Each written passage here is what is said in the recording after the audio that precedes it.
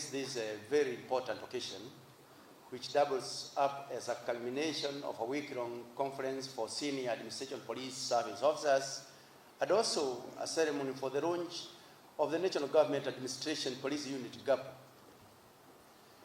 Your presence here today, and also the strong government delegation in this meeting, underscores the goodwill, commitment, and the fictional stewardship that the ministry is privileged with us as we all work to render our respective services to Mwananchi. As members of the National Police Service, we really appreciate the support that we continue to receive from your office and the cooperation from other sectors of the government. Earlier in the week, I engaged with the Administration Police Service senior commanders during the conference that is just being concluded today, where we discussed a number of issues that can be improved in the overall National Police Service transformation agenda.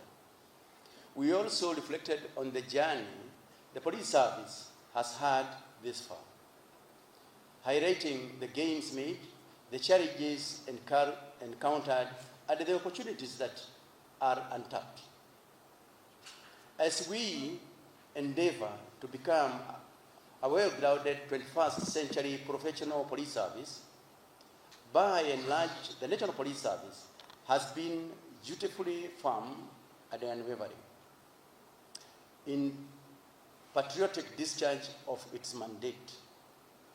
The prevailing security, peace, and order in the country is a product of efforts by gallant men and women in uniform who work closely with other agencies for the sake of the national security. On this, I also acknowledge the close working relationship we have with the national government administration officers across all the canvas. In the recent past, some parts of the country have witnessed attempts by criminal gangs to wreak havoc on members of the public. In the coast region, for example, Bagger Boys and other infamous gangs have been subdued by police officers, and several of its members are currently being processed before the courts of law. Such criminal elements, alongside other offenders, must have their day before courts to curb the menace.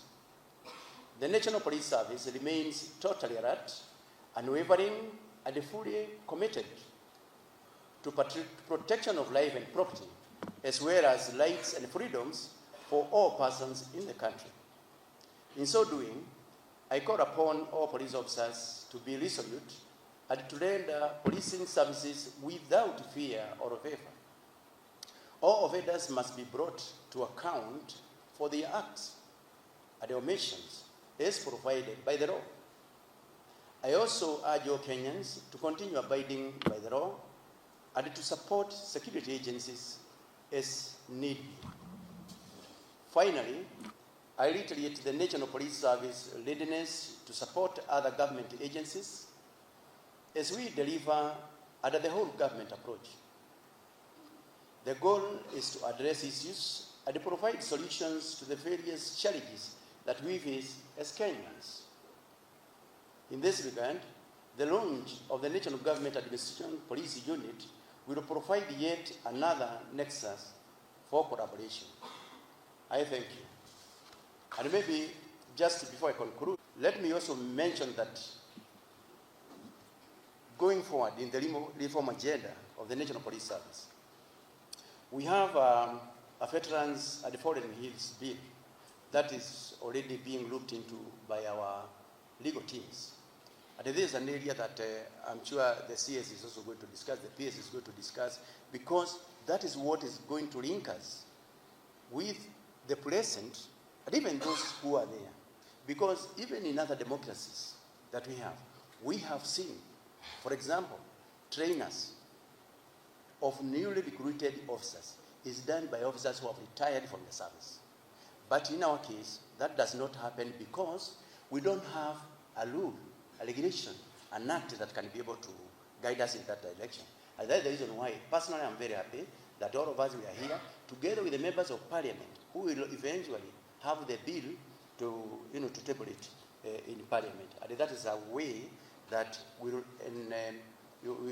deepen the reform agenda in the national police service. And finally, for all the officers who have been promoted on merit in the national police service,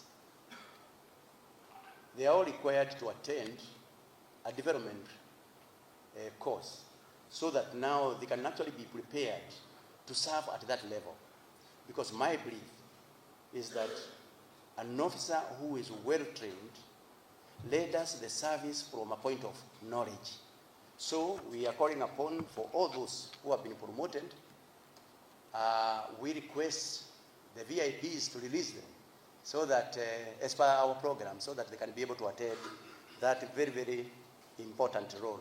Otherwise, our agenda in the National Police Service, myself as the Inspector General, I want by the time I leave this service, we want to ensure that police stations becomes the center of excellence of police operations, where the service to Mwananchi is offered. I know reaching there is not a walk in the park. We need everybody. We require everybody. And here we have a very, very effective CS who will be able to drive that agenda, because it is in our transformation agenda. It's actually in our roadmap that was launched by the president, so that at the end of the day, we can be able even to report a case to police station without going to the police station, as long as you have a smartphone, because very soon we are going to launch the digitized OB very, very soon. Most of the police services, the services rendered by the police, are going to be digitized, and the programs have been rolled out. And that way, we are going to make sure that the police becomes better.